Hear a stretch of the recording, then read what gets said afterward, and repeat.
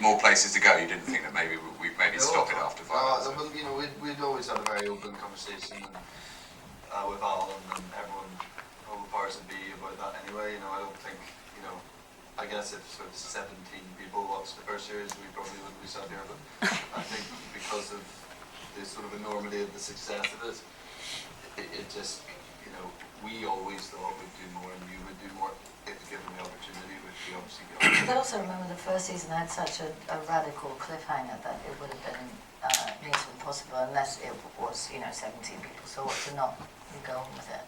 But that was always certainly my understanding, that what I was signing up to, whether BBC Two liked it or not, was going to be beyond the 5.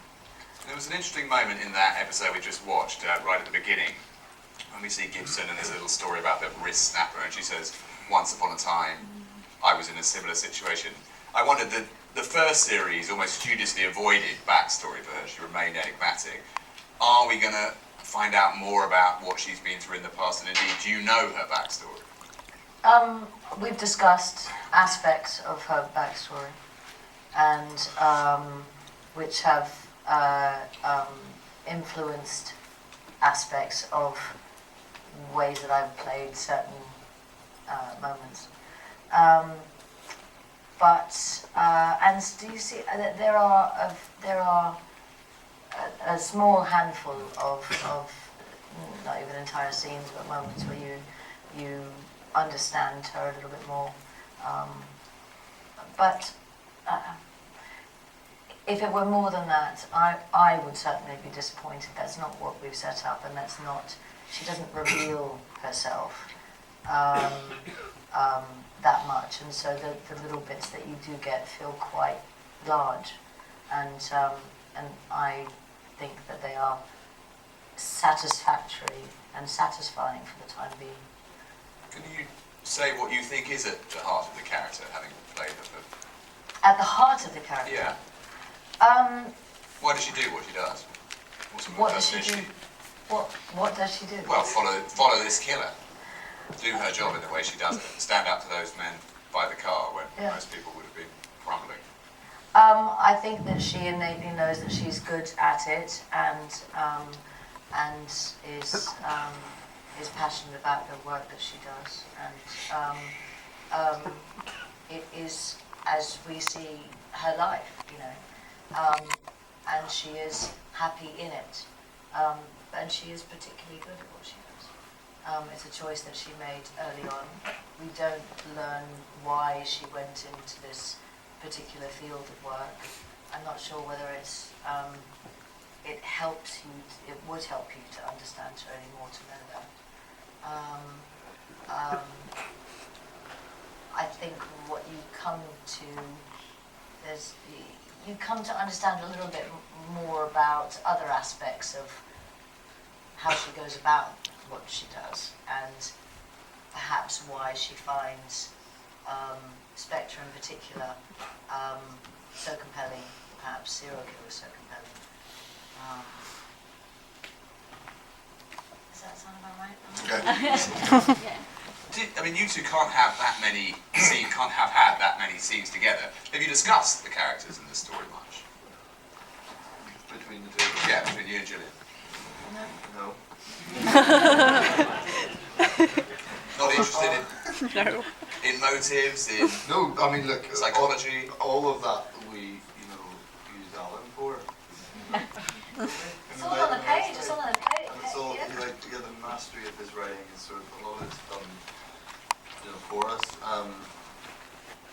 You know, we also see more than you see probably. But also, how he operates, how Spectre operates, has nothing. I mean, it has to do with or how Jamie perceives Spectre operating doesn't really have anything to do with the choices that I make.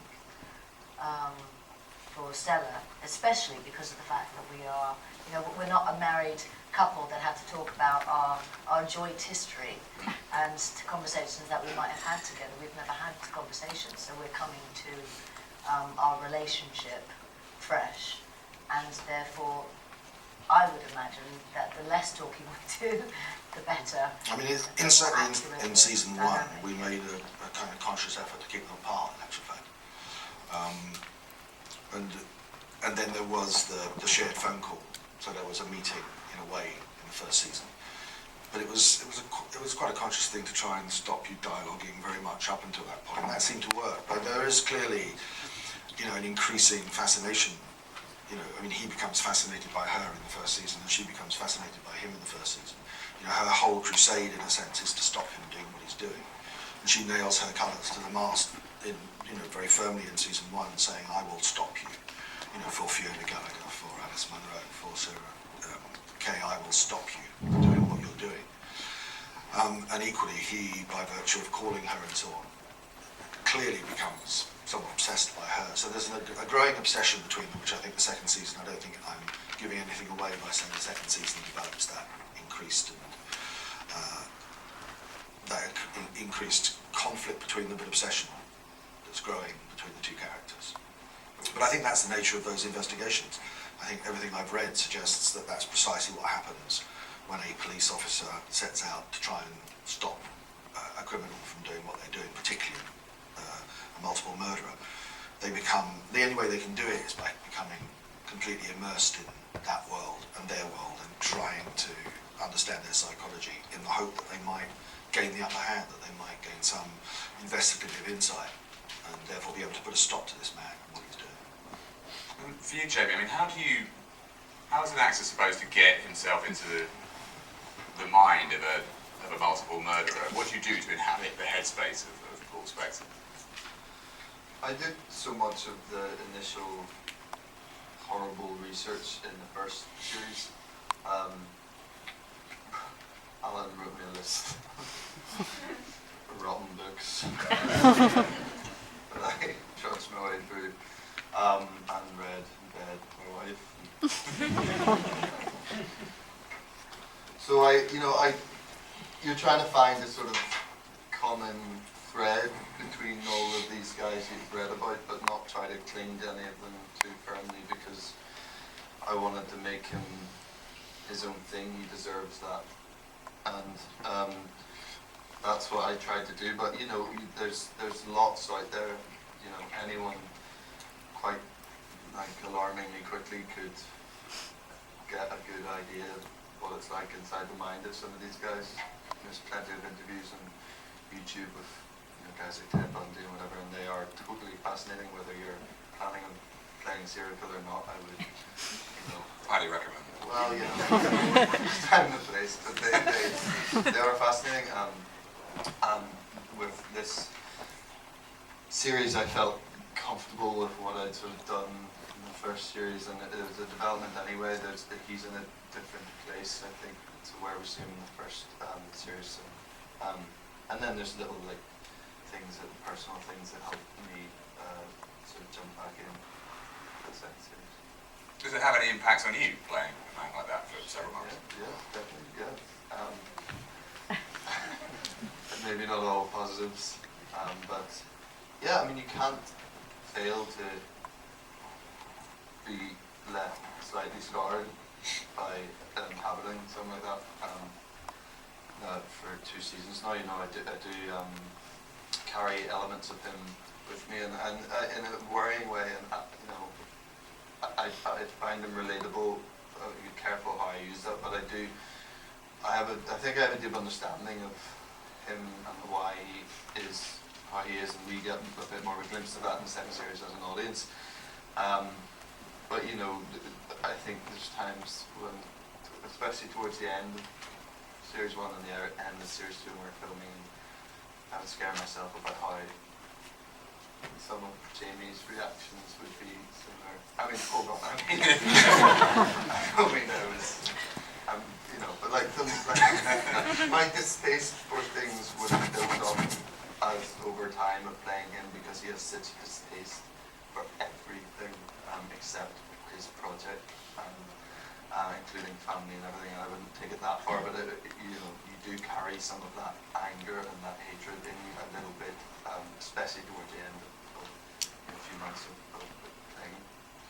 Do you think, Gillian, that Stella Gibson is a character we might see more of? It struck me, obviously Alan has written for Jane Tennyson before, and she seems to be someone an offshoot series. I'm just asking. Yeah. I mean, more of them. Do you think you'd want to play her more? You could take her further in this series? Definitely, yes. Definitely. And And then hopefully what's- so will you by the time. The rest of the series. And is that because she's enigmatic and leaves us as an audience? There's lots to read into her, lots of questions to ask.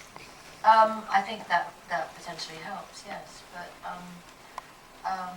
I just think she's a very interesting character on television, and not just because she's an island and enigmatic, etc. But just who she is, everything that she stands for, and how she operates. I find on the page, I find that very compelling, and I don't feel like I've really seen that before. And I like characters that are both recognisable and mysteries at the same time, to watch and to have an opportunity to play. And you mentioned what she stands for. What would you say that is? Well, I just think the way she makes it very clear on semi-regular basis how she feels about violence and violence against women, and about how these women are represented and how they are perceived, and how it is more helpful to speak about them, and she really is a